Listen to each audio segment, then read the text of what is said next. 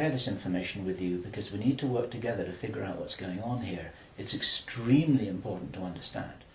There's a plan, I believe, that Hitler would be proud of, which is so evil, it's so Machiavellian, it's so hard to face up to, it's so unbelievable, that I need to put it on the table for you so that you can consider whether or not this might be a possibility.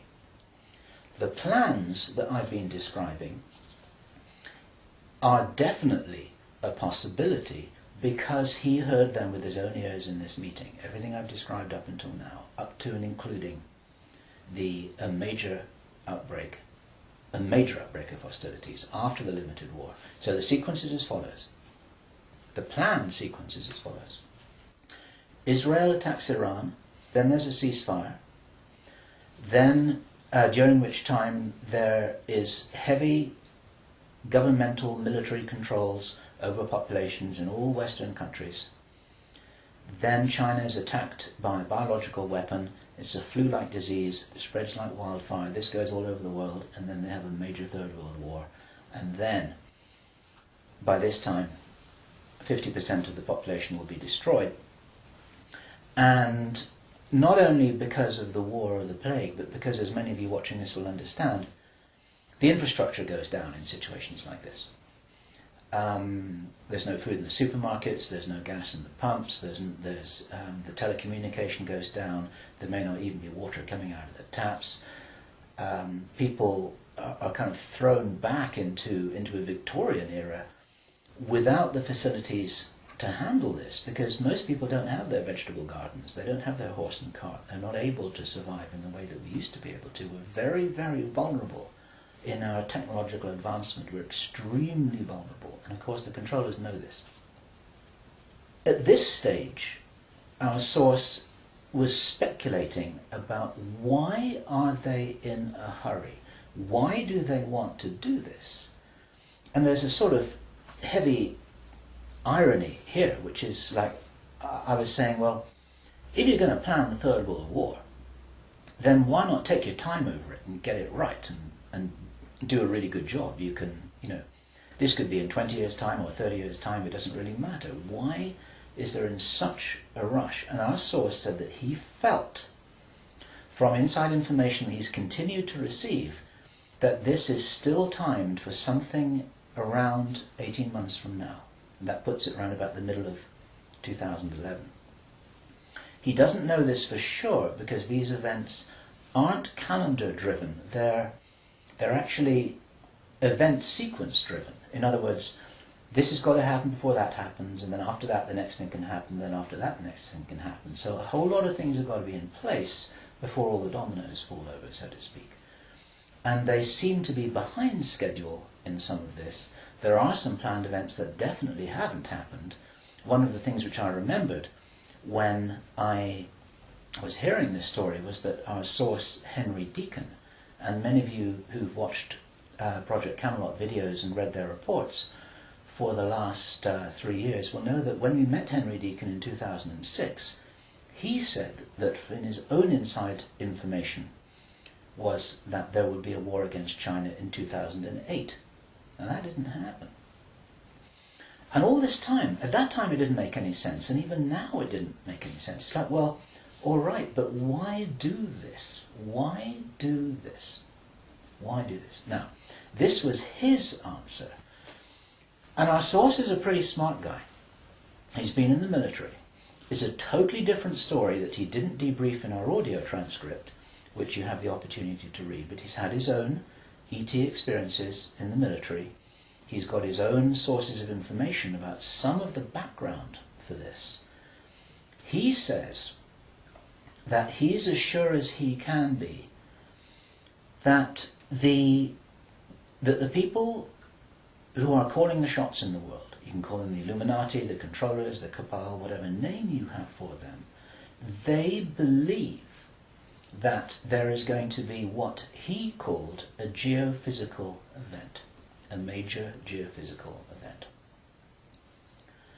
He says that the best information that he's got is that the insiders believe that this is going to happen.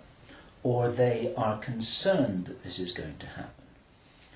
And many of you watching this will know that this isn't a completely crazy idea. There have been trillions of dollars that have been spent on deep underground bases for some reason which we don't know why it is.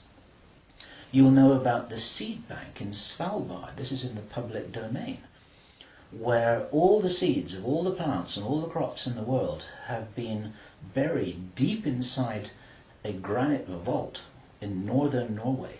There are many precautions being taken as if something might happen that could really threaten some of these valuable resources, including the seed banks of the world.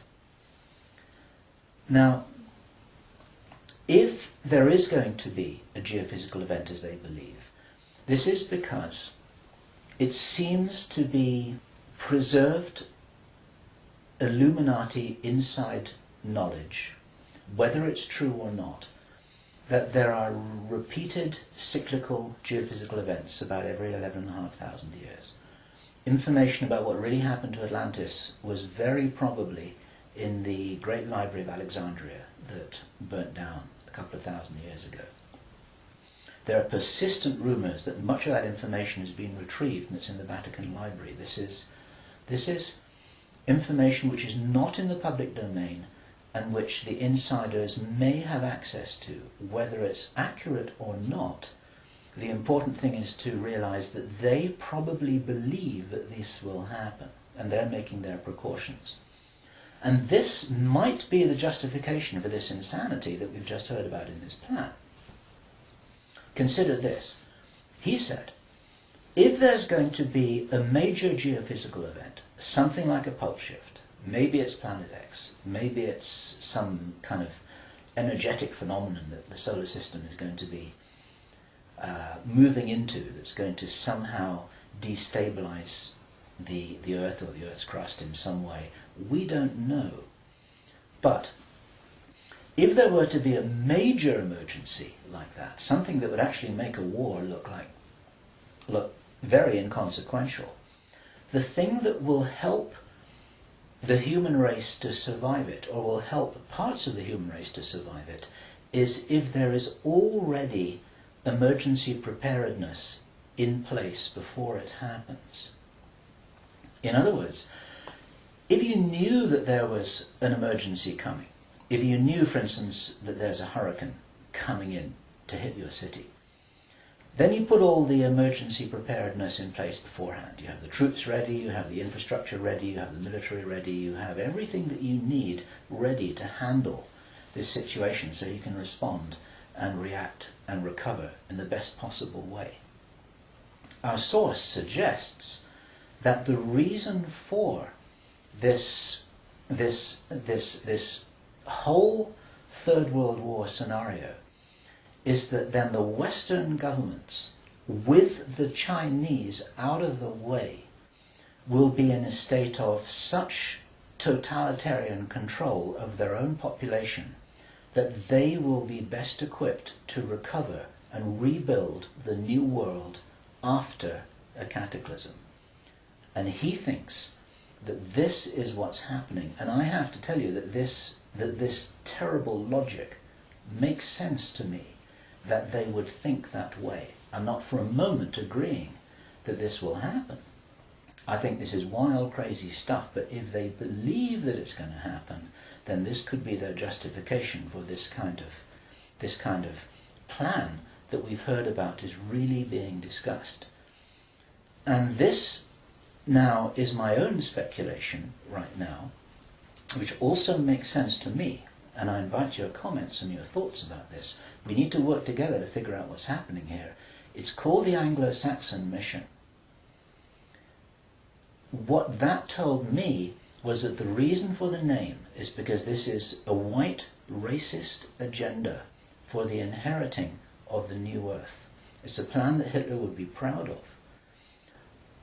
If they think that a new earth needs to be rebuilt, a new world, think of that little phrase there, if a new world needs to be rebuilt after a cataclysm, they want the Anglo